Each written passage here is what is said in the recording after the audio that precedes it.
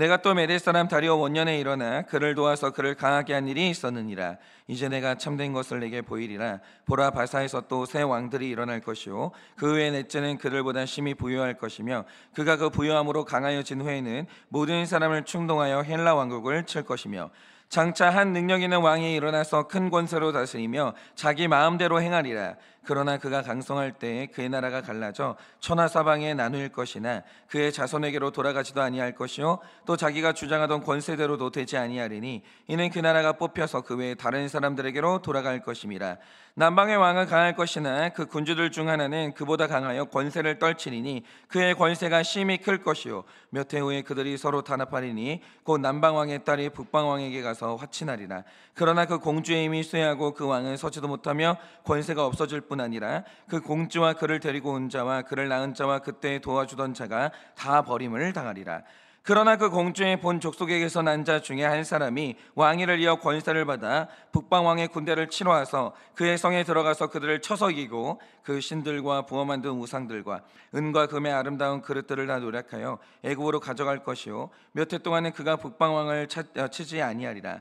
북방 왕이 남방 왕의 왕국으로 쳐들어갈 것이나 자기 본국으로 물러가리라. 그러나 그의 아들들이 전쟁을 준비하고 심히 많은 군대를 모아서 물이 넘침같이 나올 것이요 그가 또 와서 남방 왕의 견고한 성까지 칠 것이요 남방 왕은 크게 노하여 나와서 북방 왕과 싸울 것이라. 북방 왕이 큰 무리를 일으킬 것이나 그 무리는 그의 손에 넘겨준 바 되리라. 그가 큰 무리를 사로잡은 후에 그의 마음이 스스로 높아져서 수만 명을 엎드릴 것이나 그 세력은 더하지 못할 것이요 북방 왕은 돌아가서 다시 군대를 전보다 더 많이 준비하였다가 몇 해 후에 대군과 많은 물건을 거두리고 오리라. 그때 여러 사람이 일어나서 남방 왕을 칠 것이요 내 백성 중에서도 포악한 자가 스스로 높아져서 환상을 이루려 할 것이나 그들이 도리어 걸려 넘어지리라. 이에 북방 왕은 와서 토성을 쌓고 견고한 성읍을 점령할 것이요 남방 군대는 그를 당할 수 없으며 또 그가 택한 군대라도 그를 당할 힘이 없을 것이므로 오직 와서 치는 자가 자기 마음대로 행하리니 그를 당할 사람이 없겠고 그는 영화로운 땅에 설 것이요 그의 손에는 멸망이 있으리라. 그가 결심하고 전국의 힘을 다하여 이르렀다가 그가 화친할 것이요 또 여자의 딸을 그에게 주어 그의 나라를 망하게 하려 할 것이나 이루지 못하리니 그에게 무익하리라. 그 후에 그가 그의 얼굴을 바닷가로 돌려 많이 점령할 것이나 한 장군이 나타나 그의 정복을 그치게 하고 그 수치를 그에게로 돌릴 것이므로 다 같이 읽겠습니다. 그가 드디어 그 얼굴을 돌려 자기 땅 상성들로 향할 것이나 거쳐 넘어지고 다시는 보이지 아니하리라. 아멘. 네, 요즘에 제가 뉴스를 보면서 굉장히 신기하게 신기한 건 아니죠.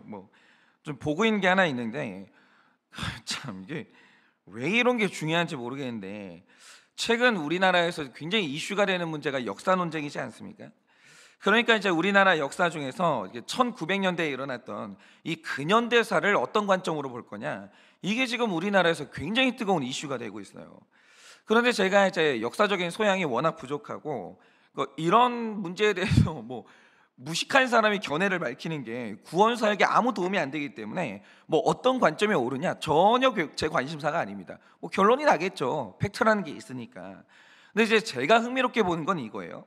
정말 똑같은 사람 그리고 똑같은 역사적 사건이라도 그것을 보는 관점이라는 것에 따라서 해석이 완전히 달라지는구나, 이걸 보게 되고, 해석이 달라지느냐에 따라서 어떤 해석을 갖느냐에 따라서 해석에 따라서 그 인생에 가는 길이 달라지는 거예요.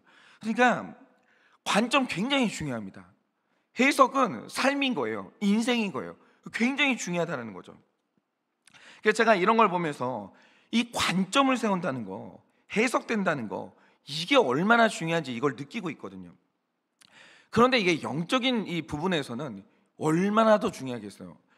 영적인 세계는 관점이에요. 영적인 세계가 관점이 틀어지기 시작하면 하늘문이 열리기도 하고 닫히기도 하는 거예요. 여러분, 우리가 하나님을 믿고 그분의 말씀인 성경책을 내 인생의 진리로 받아들였다라고 할 때 가장 먼저 변하는 게 뭐냐면 어떤 말투나 몸의 습관이 변하는 게 아니에요. 그러니까 내가 안 믿다가 믿는다, 예수를 안 만났다가 못 만나다가 만났다, 이 제일 크게 바뀌는 게 뭐냐면 관점 바뀌는 거예요. 관점 바뀌는 거예요. 하나님은 오셔서 바꿔주시는 게 뭐냐면 관점 바꿔주시는 거예요. 제가 단호하게 말씀드리는데 관점 안 바뀌면 예수 믿는 사람이 아닌 거예요. 예수님 못 만난 거예요. 그러니까 이게 근거가 있다고요. 제가 드리는 말씀이 근거가 있는 거예요. 사람이 관점 안 바뀌면 평생 그 사람 안 바뀌어요. 그러니까 우리가 전교일 수련회 두 번째 날에 말씀을 들었는데, 그날 들었던 말씀 중에 하나가 뭡니까? 신약 성경에 기록된 수많은 사건들이 있는데 그 중에서 제일 미스테리한 사건이 하나 있어요. 그게 뭐냐? 교회를 핍박하던 사울이 교회 섬기는 바울로 변한 게 신약 시대의 가장 미스테리한 사건이에요. 그러니까 똑같은 사람인데요, 어느 날 달려가던 방향이 그냥 완벽하게 정반대 방향으로 뒤집어진 거예요. 완전히. 그러니까 이걸 비유하자면 그러니까 사울이 바울로 변한 사건은 오렌지가 더 달아졌다, 이런 변화가 아니고요, 오렌지가 사과로 변한 사건이에요. 그러니까 종이 달라진 거예요. 사람이 그냥 껍데기 빼고는 다 바뀐 거예요. 그런데 이런 변화의 근본이 뭐였습니까? 원래 바울은요, 철저한 율법주의자였어요. 그런데 이 율법을, 예수와 그를 믿는 사람들이 이 율법을 무너뜨리고 있다, 이 관점을 가졌어요. 예수에 대해서 이런 관점을 가졌다는 거죠. 그래서 예수 믿는 사람을 죽이기도 하고 핍박을 했는데 기쁨이 넘쳤어요. 내가 하나님의 나라를 세우고 있구나, 내가 하나님을 열심히 섬기고 있구나. 예수 믿는 사람을 핍박하고 잡아 죽일 때 굉장한 자부심을 느꼈어요. 엄청난 기쁨을 느꼈다는 거죠. 그리고 어느 날도 여전히 사명감에 충만해서 청년 사울이 그리스도인들을 잡기 위해서 다메섹으로 가는 중이었어요. 그런데 갑자기 다메섹으로 가던 중에 길 한가운데서 하나님하고 마주쳐요. 하나님하고 정면으로 마주칩니다. 그리고 바울도 그 하나님의 빛을 보는 순간 내가 지금 마주하고 있는 이 존재가 내가 구약 성경부터 읽어왔던 여호와 하나님이라는 것을 알아요. 그 빛을 보고 헷갈릴 수는 없는 것이죠. 이분이 여호와라는 것을 알아요. 그런데 내가 믿는 하나님을 드디어 만났으니까 도대체 이분이 나에게 무슨 말씀을 하실지 궁금했겠죠. 근데 그가 아마 예상했던 게 있었을 거예요. 그게 뭐냐면 고맙다, 잘하고 있다, 칭찬 들을 걸로 생각을 했다라는 거죠. 그런데 이날 청년 사울이 하나님으로부터 들었던 그 음성이 뭐냐? 나는 네가 핍박하는 예수다, 이 말을 들어요. 이분이 지금 내가 믿는 하나님인데 이 하나님이 하시는 말씀이 뭐냐? 왜 네가 나를 핍박하냐? 이 음성을 들어요. 이날 바울은 관점이 완전히 뒤집어져요. 완전히. 내가 하는 행동이 하나님을 향한 섬김인 줄 알았는데 그 하나님이 하시는 말씀이 뭐냐? 왜 너는 나를 핍박하냐? 이 음성을 듣는 거예요. 예수는 핍박의 대상인 줄 알았는데 알고 보니까 내가 내 인생 걸고 섬겨야 되는 내 하나님이었던 거예요. 그러니까 관점이 바뀌어요. 완전히 바뀌어요. 그런데 관점 뒤집어지니까 그때 일어난 일이 뭡니까? 그의 달려가던 방향도 인생의 목적도 심지어 생각하고 언어까지. 사도 바울은 단 한 번도 인생에서 은혜를 말한 적이 없어요. 은혜가 어디 있어요? 율법주의자가 은혜가 어디 있어요? 은혜 없어요. 율법주의자들은 언제나 행위를 자랑하고 족보를 자랑하고 그래요. 어디 사도 바울의 인생의 언어에 은혜라는 단어가 있어요? 그런 거는 없는 거예요. 일을 아니할지라도 하나님 앞에 옳다 하심을 받는 사람의 은혜, 이런 건 없는 거예요, 사도 바울의 인생에. 근데 사도 바울이 어느 날 죄인을 구원하시는 하나님을 만났죠. 그리고 일평생 죽는 날까지 은혜만 자랑해요. 은혜. 나의 나도인 것은 하나님의 은혜로다. 은혜 말고는 다른 언어를 쓰지를 않아요. 은혜만 얘기를 하는 거예요. 다 변했어요. 다 완벽하게 변하는 거예요. 여러분, 바로 이거죠. 사람이 근본적으로 변한다라고 할 때 그 관점 바뀌지 않으면, 세상 바라보고 이 성경 바라보는 그 관점 변하지 않으면 그 사람은 끝내 못 변해요. 못 변하는 거예요. 어떤 사람이 완전히 뒤집어졌다, 어떤 사람이 근본적으로 변했다. 그럼 뭐가 변한 거냐? 필경 관점이 변한 거예요. 변한 거죠.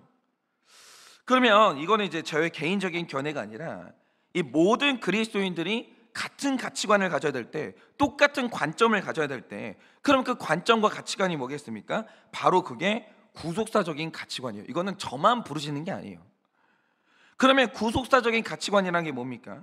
하나님이 가장 기뻐하시는 게 뭐냐라는 거예요. 하나님의 목적이 뭐냐라는 거예요. 그거는 누가 뭐라고 해도 구원이에요. 이걸 다르게 말할 사람이 있어요? 그리스도인 중에서? 여러분, 하나님이 제일 기뻐하시는 건 뭐예요? 구원이에요. 하나님이 오늘도 이 역사를 계속 이끌어 가시는데 이 역사의 목적은 뭐예요? 구원입니다. 심플하잖아요. 그런데 이 구속사적인 가치관이 확실하게 서면 인생에서 기쁨과 애통함의 순간이 변하게 되는 거예요. 언제 슬퍼해야 돼요? 언제 기뻐해야 돼요? 관점 변하지 않으면 기쁨의 주제가 안 바뀌어요. 슬픔의 주제도 안 바뀌는 거예요. 여러분, 이 구원의 길에서 정말 위험한 게 뭐냐면 기뻐할 일이 아닌데 기뻐하는 게 위험이고, 애통할 일이 아닌데 애통하는 게 그 위험이라는 거예요. 그냥 이런 거죠. 어느 날 마리아와 마르다의 오빠 이 나사로가 죽었어요.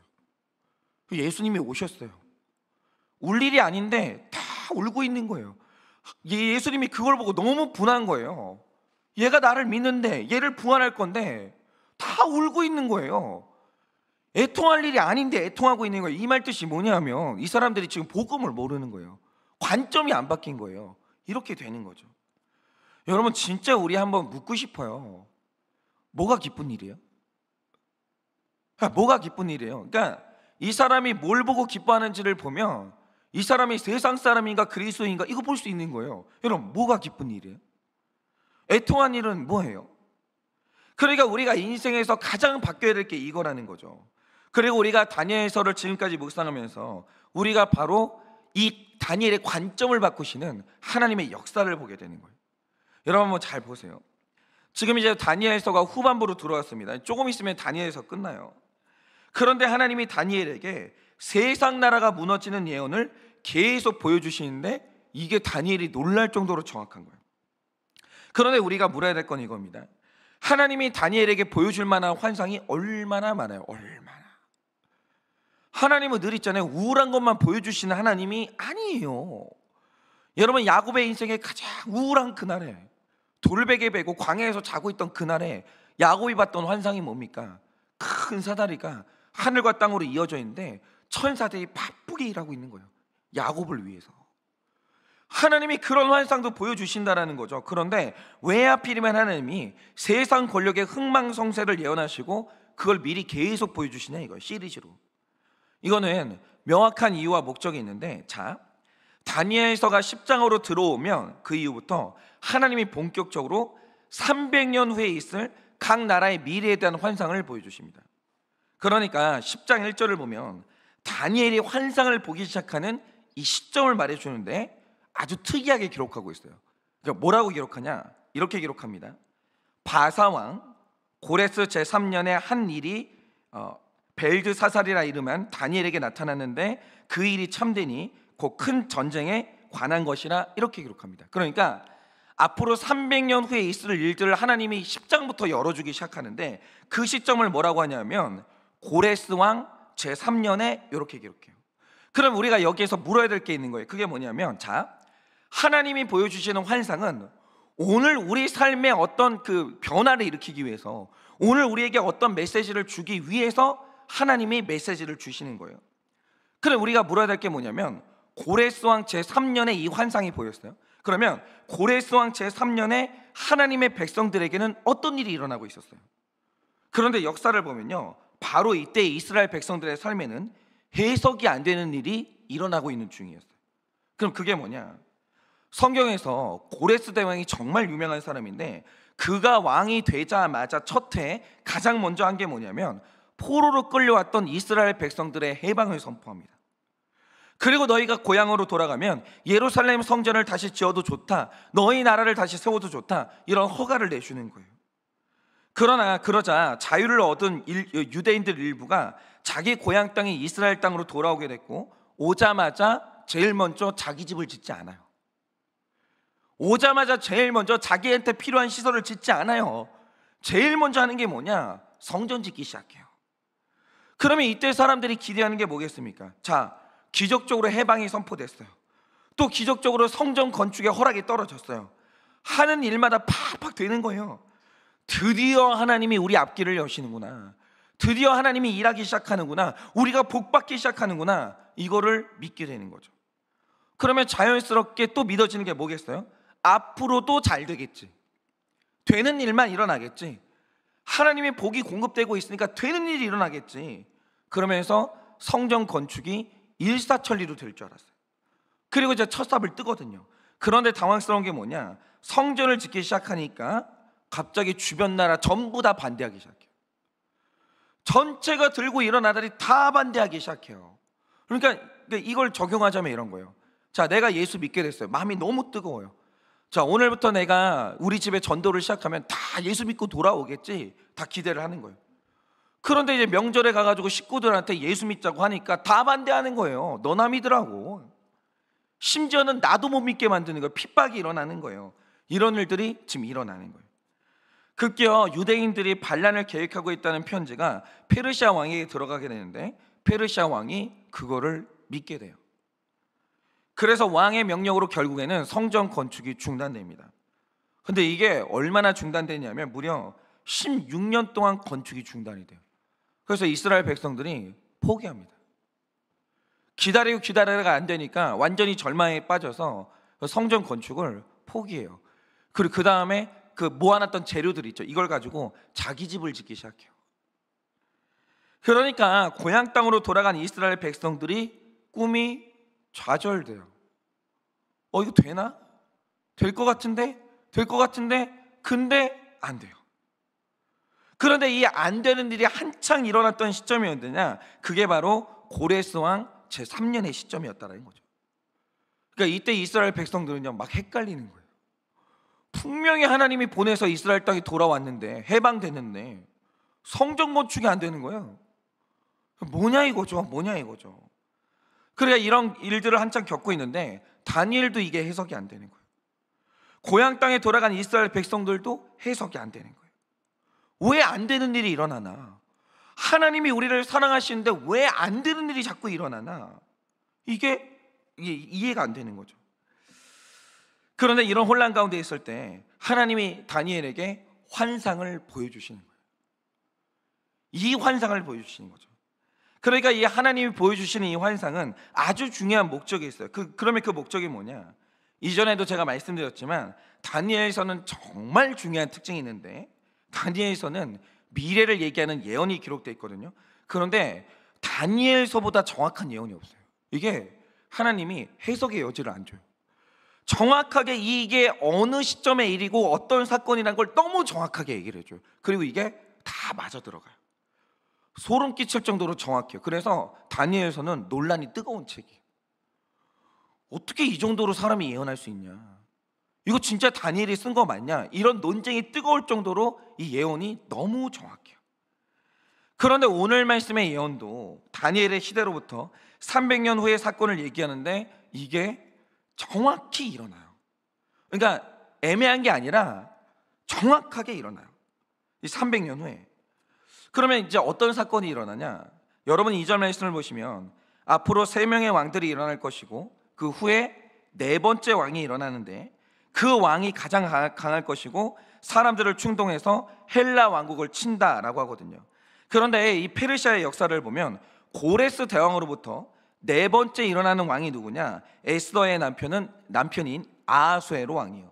이 사람이 영화 300에 등장하는 크세르크세스 왕이거든요. 그런데 이 사람의 때에 페르시아가 국력이 절정에 달하게 되는데 이걸 가지고 아테네를 침공해요. 아테네를 치러 가는 거죠. 그런데 4절을 보면 어떤 내용이 있냐면, 그가 강성할 때 그의 나라가 갈라진다라고 하는데, 이 갈라진 나라를 왕의 후손들이 물려받지를 못해요. 다 다른 사람이 갖게 되는 거예요. 그런데 실제로 아하수에로 왕이 살라미스 해전에 나갔다가 패배하게 되면서 급속도로 국력이 약해지게 됩니다.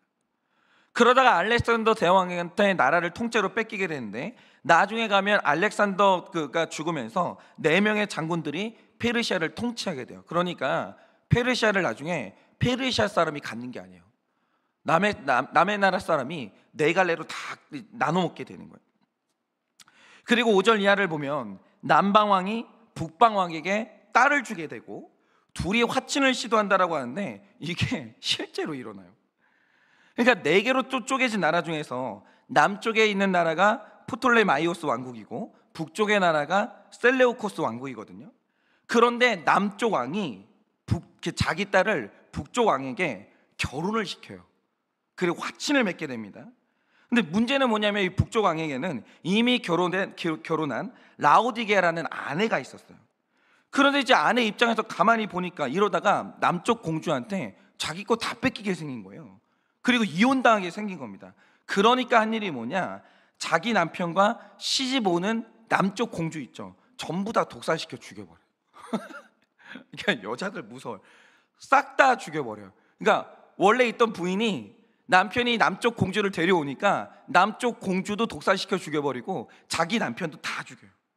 근데 그게 6절에 기록되어 있는 거예요.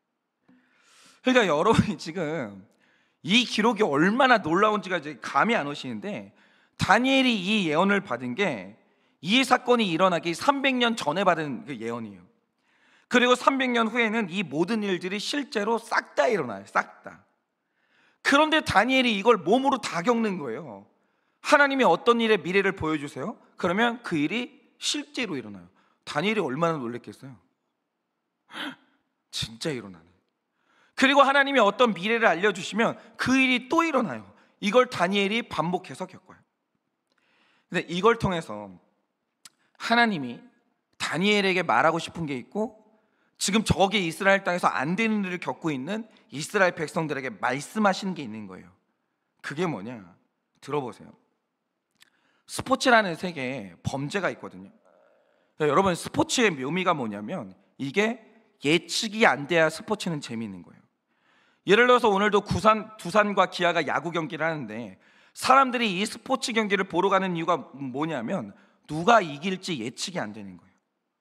그러니까 야구의 묘미가 뭐냐면 9회까지 내내 지고 있다가 9회 말에 홈런 한 방으로 역전도 가능한 게 스포츠이기 때문에 스포츠가 드라마보다 재미있는 게 그 이유 때문인 거예요. 예측이 안 되는 거예요. 그러니까 드라마도 재미있는 드라마가 뭐냐면 예측이 안 될 때가 재미있는 거예요. 그러니까 어떤 드라마가 뻔하다, 예측이 된다, 재미가 딱 없어지는 거죠. 근데 문제는 뭐냐면 요게 스포츠의 본질인데 이 스포츠에 승부 조작을 하는 사람들이 있어요. 다시 말해서 5회에 무슨 일이 일어나고 7회에 무슨 일이 일어나고 결국 누가 이길지를 승부 조작을 하는 경우가 있거든요. 그러니까 보세요. 이 승부를 조작하는 사람들, 이 경기를 통제하는 사람들은 결과를 미리 알아요. 미리 알아요. 그래서 이걸로 돈을 버는 사람들이 있는데 바로 이게 스포츠의 본질을 무너뜨리는 범죄거든요. 그러니까 제가 지금 드리고 싶은 말씀이 뭐냐면, 자, 어떤 사람이 지금 이날 경기가 어떻게 될지 미리 알아요. 아는 이유가 뭐냐, 그가 이 판을 다 통제하고 있기 때문에 아는 거예요. 통제함으로 아는 거예요. 통제 못하는 사람은 몰라요. 내가 이 결과를 다 알고 앞으로 어떻게 될지 아는 이유가 뭐냐, 내가 이 경기를 지금 다 통제하고 있기 때문에 알고 있는 거예요. 그런데 여기에서 하나님이 다니엘에게 제공하시는 관점이 뭐냐, 우리는 습관처럼 말하길 어떤 일이 잘 되고 뭐가 술술 풀리면 그거를 하나님의 은혜라고 말해요. 이거 관점 되게 잘못된 거예요. 아, 잘 됐어요. 하나님 은혜래요. 누군가가 이제 아팠어요. 근데 나았어요. 하나님 은혜래요. 그런데 뭔가 하던 일이 막히고 뭔가 잘 안 되면 하나님이 응답을 안 한다, 하나님이 외면하셨다, 하나님이 우리를 버렸다, 이런 관점으로 바라본다는 거죠. 그런데 하나님이요, 역사에 일어날 일을 미리 다 보이셨는데 안 되는 일들을 다 알고 계신 거예요. 하나님이 다 알고 계세요. 예루살렘이 무너지고 느부갓네살 왕이 일어났다가 넘어지고 또 먼 미래에 페르시아 왕이 세계를 집어삼킬 것 같은데 또 패배하면서 엎어지고, 알렉산더 대왕이 일어나서 전 세계를 통치할 줄 알았는데 그가 갑자기 병 걸려서 죽게 되고, 역사에서 안 되는 일을 하나님이 미리 다 알려줘요. 다 알려줘요. 하나님이 이걸 다 미리 아시는 거예요. 그러면 이게 의미하는 게 뭐냐, 이게 그냥 일어나는 일이 아니라는 거예요. 예루살렘 성이 세워지는 것도 하나님이 하시는 일이지만 예루살렘 성이 무너지는 것도 하나님이 뜻 있고 이유가 있어서 그것도 하나님이 하신 일이라는 거예요. 뜻이 있고 이유가 있다는 거예요. 이것도 하나님이 통제해서 일어나는 일이라는 거죠. 맞아요. 고레스 대왕이 해방을 선포했는데 이 기적은 하나님이 하신 일이 맞습니다. 예루살렘 성전을 재건해도 좋다, 이 허락이 떨어진 것도 하나님이 하신 일이 맞아요. 그런데 갑자기 주변에 반대에 부딪히다가 16년이나 성전 재건이 중단이 돼요. 이 일은 왜 일어났냐? 이 환상을 통해서 하나님이 말씀하시고 싶은 건 뭐냐면, 그것도 이유가 있어서 내가 막았다, 그 뜻이에요. 그 이유가 있어. 그래서 내가 막았어. 근데 그 이유가 있어. 좋은 이유가 있어. 이렇게 말씀하시는 거예요.